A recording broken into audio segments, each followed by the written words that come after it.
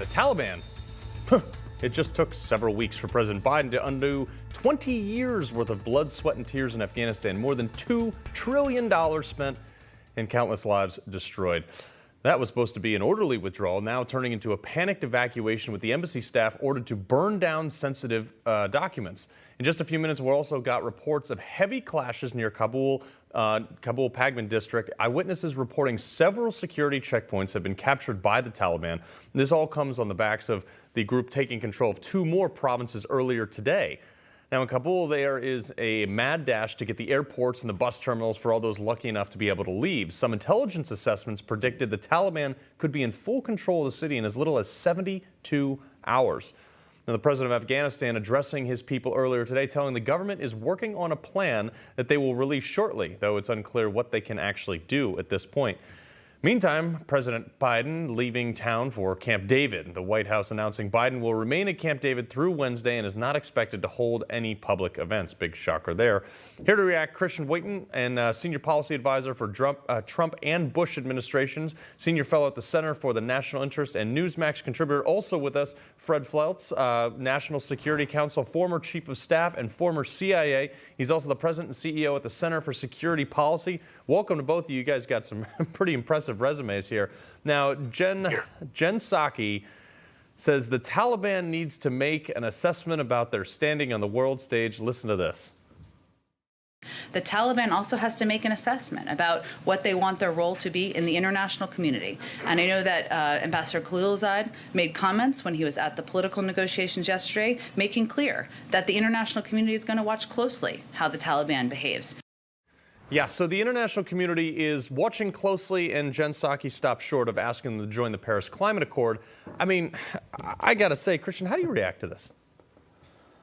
Yeah, this is this is classic sort of projection onto your enemy, the way that you think and presuming they think the same things, thinking that the Taliban values the same type of things that are talked about at the Kennedy School of Government up at Harvard or in the West Wing or at SAIS. It just doesn't make any sense. First of all, there is no international community. They're nation states. They're good guys. They're bad guys. They're people on the fence. You know, how do I call up the international community? Hello, Kabul is falling. Can you help me? No, it's the United States military and our allies that come to help.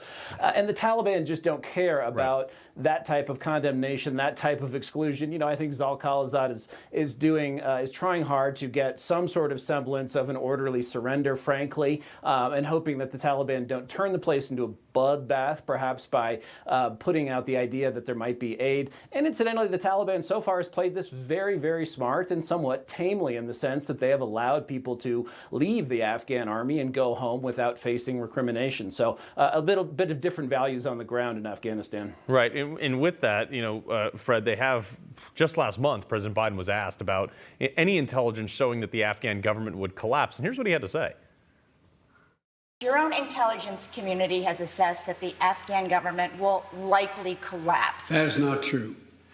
Can you please clarify what they have told you about whether that will happen or not? That is not true.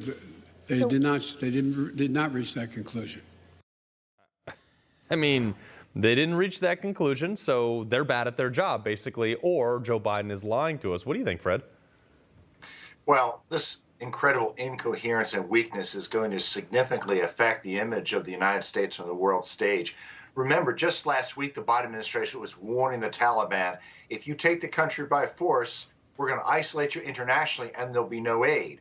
Well, a few days ago, we were saying, if you spare our embassy, we may give you aid in the future. And you can simply see that the continuous changes and withdrawals and retreats. I mean, China and Russia and Iran and North Korea are watching this. Look, I support the withdrawal of the U.S. from Afghanistan. Right. But if Trump had done this, it would have been done systematically. We would have worked with the government and security forces. We wouldn't have simply given them hours' notice and allowed the military to be routed by the Taliban. This is an utter catastrophe, and I don't see any way that the Taliban can be held off. Yeah, I mean, for me, look, I was never in Afghanistan, but I did a couple pumps over to Iraq as a SEAL, and I was there during the drawdown of this debacle in 2009 under Barack Obama and Joe Biden. And there was the same negotiation. Well, hey guys, if we won't cut you off from this if you just leave us alone, leave this base alone, leave Ramadi, Fallujah, Baghdad, Bayap, leave all these things. No, I got an idea. We're America. We have footprints and a flag on the moon. We can put a missile in a window from anywhere in the world in like 8.5 minutes. And if you take over our establishments, you will lose all of your soldiers and installations. I mean, I feel like that's diplomacy, right, Christian? Yeah, that would be smarter diplomacy than what's been done. As Fred alluded, this is not occurring in a vacuum. The Taliban actually read the news like the rest of us, and they see profound Biden weakness, allowing Chinese diplomats of all people to lecture our Secretary of State and National Security Advisor about supposed American racism, why they just sat on their hands and took the abuse. With the appeasement, the failed appeasement of Iran, 6 attempts in Vienna to try and appease Iran back into the nuclear deals, those failed, and then repeatedly threatening Russia with retaliation for their cyber attacks and then doing nothing about it. So, if you go back to the fall of Vietnam, which has been talked about a lot lately, 2 years between when the U.S. troops pulled out and when it collapsed. And what happened then is that finally a Democratic Congress unfortunately cut off the South Vietnamese. But, if we had someone in there like Trump, if we were being tough, if we were clear that we were going to back up the Afghan National Army, then they probably wouldn't have folded as quickly like that. But Joe Biden has signaled the absolute opposite of that. Yeah, well, Fred, we actually have that soundbite of Joe Biden downplaying any comparison to Vietnam. Take a listen. None whatsoever. Zero. What you had entire brigades breaking through the gates of our embassy. 6, if I'm not mistaken. The Taliban is not the North Vietnamese army. They're not remotely comparable in terms of capability. There's going to be no circumstance where you see people being lifted off the roof of a embassy of the United States from Afghanistan. It is not at all comparable. Well, that's interesting because, Fred, we just saw internal wires have come out now that become public where they're saying burn everything, get out of there, burn the American flags, anything you can find that would be an embarrassment for them to use as propaganda, get rid of it, dispose of it, and get the heck out of there as fast as possible. What does this president houseplant not understand? I never thought I'd see a president who was worse on foreign policy than Barack Obama. But these incoherent and bumbling statements by Biden, coupled with this policy that makes no sense, it really is doing real damage to our national security. So what do we do now? We have to protect the Afghans that have helped the U.S. military, get the translators out, do the best we can to help the people who helped us. But frankly, I don't see any good outcome of this. I just hope Biden does his best to make it less bad. Yeah, I mean, that is unfortunately what we're trying to do now is damage control. And I look, guys, I was there when we did this in Iraq, and we should have learned these lessons. But he was convinced, and like I said, either his intelligence group is just flat out wrong, or he's lying to us. I mean, one of the two is absolutely true.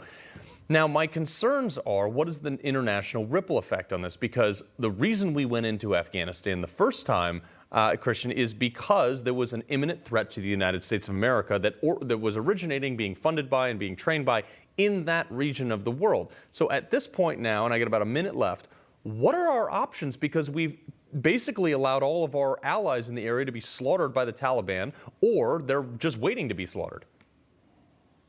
Right, or counting on the magnanimity of the Taliban, which is not a good thing to have to count on. We do have some hopes that this is a different Taliban in 21 than it was in 01. Two things. I think our troops, it's important to remember, every time they were given a mission, they conducted themselves brilliantly. And the initial invasion of Afghanistan was just an unbelievably excellent military operation. It's the politicians, the generals, the people who have misled repeated presidents about the qualities of the Afghan National Army. People will notice around the world, and I think draw the wrong conclusion that America and the people in our military are weak altogether. China, North Korea, others, and frankly, switching now to buttress those important alliances, especially Japan and Taiwan, who face off against China, and our Gulf allies who face off against against Iran, really pivoting, getting our troops out of Europe, where they just defend a bunch of rich Europeans who hate us, drawing down on cowboys and Indians in some of these Middle East backwaters, and and focus on a strong military that's very focused on deterring China and Iran. Yeah, Fred, Christian, it's almost like you've done this before and you know what you're talking about. It's very strange that nobody's listening to you guys right now. We appreciate you joining us very much. Thank you. All right. Appreciate it.